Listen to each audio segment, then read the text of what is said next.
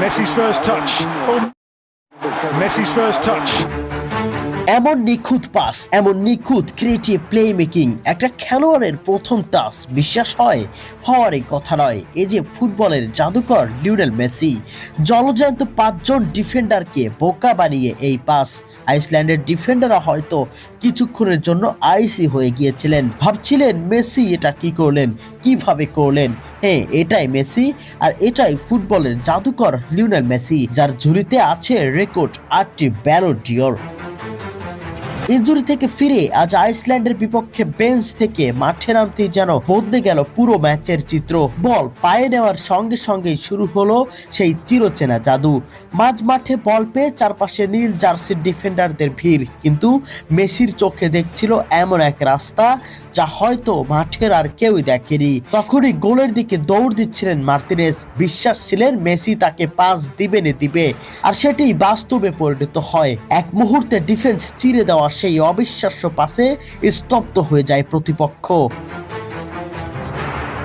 38 বছর বয়সেও তার ফুটবল মস্তিষ্ক যেন সময়কে হার মানিয়েছে।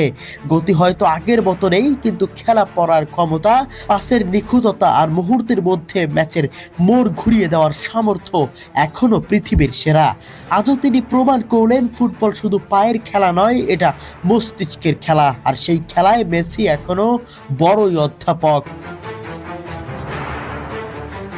মজার ব্যাপার হলো মাঠে নামার মাত্র 1 মিনিটেই তিনি যে আক্রমণ তৈরি করেন তা ছিল এক অবিশ্বাস্য। এছাড়াও ওই আক্রমণেই পেনাল্টিও আদায় করান এবং পরে নিজেই গোলও করেন, যেন পুরো স্টেডিয়ামকে মনে করিয়ে দিলেন আমি এখনো আছি।